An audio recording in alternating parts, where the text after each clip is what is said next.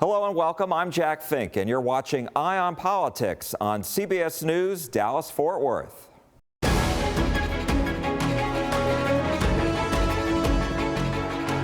We're a month away now from a new year and the start of the new Texas legislative session. Lieutenant Governor Dan Patrick has announced his budget priorities, which includes what he called, quote, the most robust property tax bill lawmakers can pass. But he said as of now, the state can't approve Governor Greg Abbott's plan to use half of the state's projected $27 billion surplus to cut property taxes. As far as property tax relief, I'd love to see it. After seeing his property taxes rise by 10%, Larry Ablin of Richardson, who's retired, says he's hoping lawmakers will be in a giving mood when they meet early next year to consider a new budget. But if we could get like a 20% relief, that would certainly help a lot, give us extra spending money. The first thing we have to do is more property tax relief. At a news conference at the Texas Capitol yesterday, Lieutenant Governor Dan Patrick said giving homeowners a break is his top priority.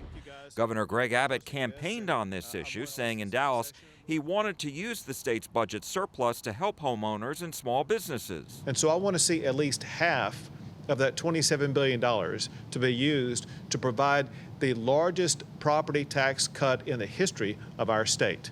That amounts to about $13 billion. But the lieutenant governor warned as of right now, lawmakers won't be able to do that because it would surpass spending limits set for the next two-year budget. But that would bust a spending cap, unless we find some creative ways to do it, and I think we can. Instead, the lieutenant governor said he favors raising the state's homestead exemption from $40,000 now to either $60,000 or $65,000. He said that would cost the state about $2.5 billion. It's one of my number one issues also. Democratic State Senator Royce West of Dallas says both Democrats and Republicans are on board with property tax relief and will have to figure out the details. That's the good news, because there's agreement on what we want to do with this budget surplus. It's been rough these last 2 years with the inflation so high and property tax going up 10% a year. It makes it difficult. The lieutenant governor outlined other priorities, including approving a plan to build more natural gas-fired power plants in Texas. Patrick also wants to establish a law enforcement fund in rural Texas to increase salaries, pass a mandatory minimum of 10 years in prison for anyone using a gun in a crime, continue spending about $4 billion on border security, adding about 1,000 beds in mental health hospitals and providing staffing for them, increasing teacher pay and boosting funding for retired teachers, and increasing the penalty for voter fraud from a Class A misdemeanor to a felony. Lawmakers have already filed nearly 1,100 bills so far. They include legislation on abortion, firearms, and vaccines, all controversial topics. Republican Representative Brian Harrison of Waxahachie has proposed a bill that will keep unelected state health officials from requiring students to get certain vaccines, including the COVID-19 shot. While Governor Greg Abbott's executive order has banned the state and local school boards from mandating COVID-19 vaccines for Texas students, Republican State Representative Brian Harrison of Waxahachie wants to make that permanent. He says after the CDC recently recommended the vaccine for all students, he learned the Texas Health and Human Services Commission has the authority to decide the vaccines that students must receive. And now he wants to change the law so the state legislature makes that decision instead. We've got to undo that immediately. If a decision like that, of such consequence, is going to be made, it's got to be made by the people's elected representatives in the legislatures. I think it's a spectacularly bad idea. Democratic State Senator Nathan Johnson of Dallas says he's concerned about the legislation and says the Republican majority should reject it. That it's not in their best interest or their constituents' best interest to be putting day-to-day medical decisions into the hand of non-medical professionals. Right now, students in Texas are required to get immunized against measles, mumps, rubella, diphtheria, polio, and tetanus, and that won't change under this new bill. Representative Harrison says Governor Abbott's executive order will go away once his public health declaration for the pandemic ends, which Harrison says needs to happen quickly. Harrison has filed a separate bill that would prohibit all COVID-19 vaccine mandates in the state. The last thing we should be doing is looking to one or two single public health experts who occupy bureaucratic roles, who are nameless, faceless, unaccountable to any of the governed. The legislative session begins in early January. Some other headlines: a federal jury in Washington, D.C. convicted Elmer Stewart Rhodes, founder of the militia group Oath Keepers, of seditious conspiracy for planning to use force to prevent the peaceful transfer of power at the U.S. Capitol January 6th, following the 2020 election. One other member of the group was also convicted of that charge following the violence at the Capitol nearly 2 years ago. ERCOT has announced that it's ready for the upcoming winter and that will have more than enough supply of electricity to meet demand.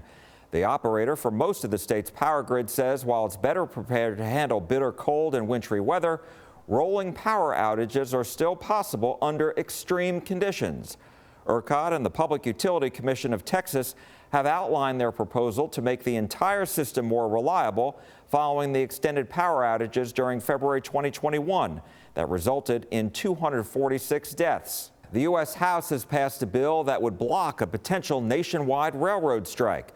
The Senate must approve the legislation as well. North Texans are expressing their concerns. When it comes to a potential nationwide rail strike, it's top of mind for some North Texans. I think it is something that we should be concerned about. I'm very concerned about it. Yes, it's holidays. Railroads say a stoppage could throw the economy off track, costing up to $2 billion each day. SMU economics professor Mike Davis says it's hard to measure a dollar amount, but that if there is a strike, it could impact the supply chain for consumer goods, among other items. Bulk goods, chemicals, building materials, and so forth, stuff that we don't even think about. But if that stuff doesn't get delivered, factories can't operate. The railroads say they transport about 40% of the nation's freight each year. The Association of American Railroads says if there is a strike, nearly 470,000 additional trucks would be needed each day to transport everything trains deliver. And there's already a truck driver shortage. Davis says tanker cars are used to deliver chemicals and fuel. And if the crude oil can't be shipped to a refinery, and if the refined product can't be shipped back out, and again, a lot of that happens on rail, huge problems. Today, the House passed a bill to prevent a strike. It would impose the compromise agreement reached by the Biden administration on the rail unions, 4 of which rejected it because of concerns over sick leave. While concerned, some consumers we spoke with were split on the idea of whether Congress should actually get involved in this, at least at this point. If the bill does pass, then that's good. Congress needs to step up. I say let them work it out. Without Senate approval, the unions could strike as early as next Friday. President Biden urged Congress to take action to prevent the strike. We spoke with TCU political science professor Jim Riddlesberger about the political tightrope the president is navigating. One of the great rules of American politics is never have a rail or an air or a other kind of strike before Christmas time. You don't want to have a disruption of the supply chain at this point of the year, which is really one of the most important parts of the year, obviously, for a whole variety of reasons, economically, culturally, emotionally, and so forth. So there's great incentive not to allow a strike to take place during the holiday season.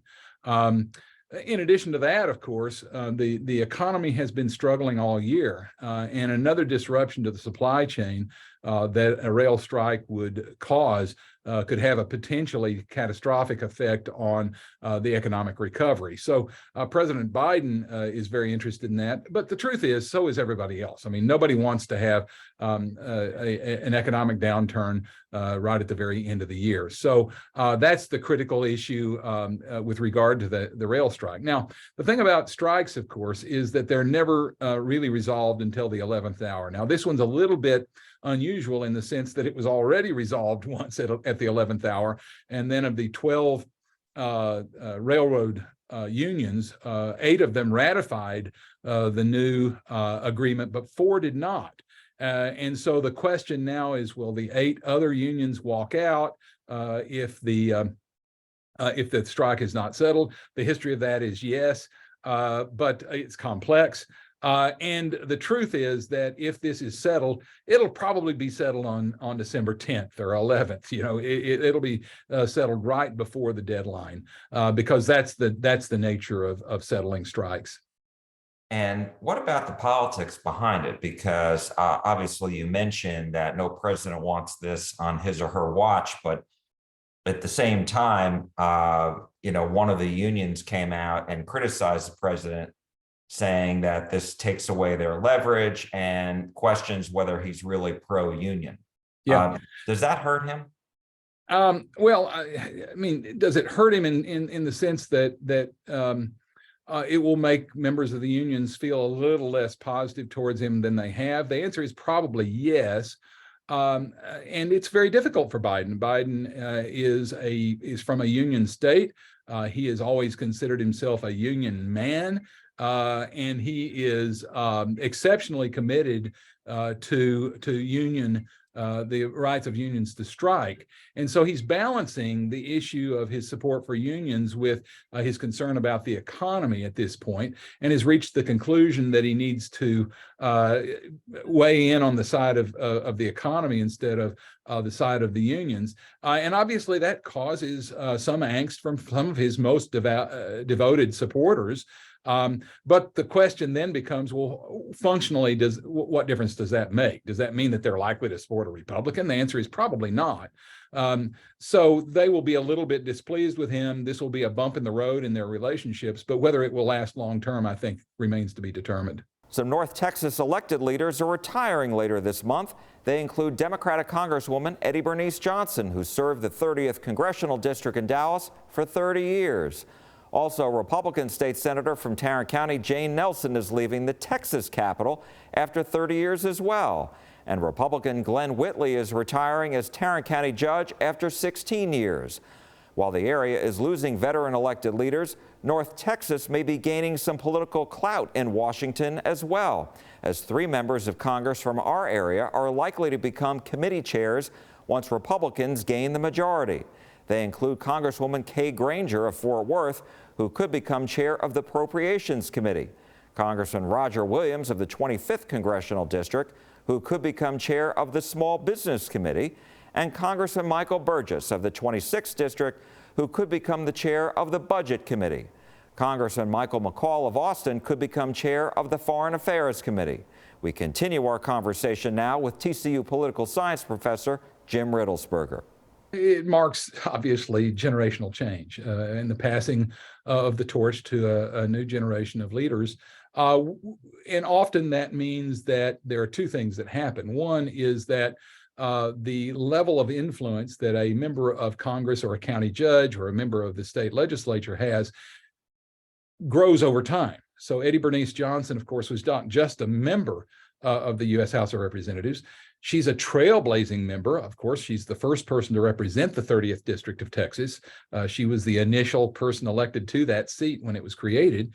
And she, of course, marks one of the very few African-American women leaders that we've had in positions of such influence and during this last term as chair of the Science Committee in the House. So she has been a very consequential leader in the House of Representatives and has made has left a trail that others will follow. And so when the new member of Congress from that district, Jasmine Crockett, takes office, she is going to have the same vote that Eddie Bernice Johnson has, but she's not going to have the same influence that Eddie Bernice Johnson had. So you have to build that over time.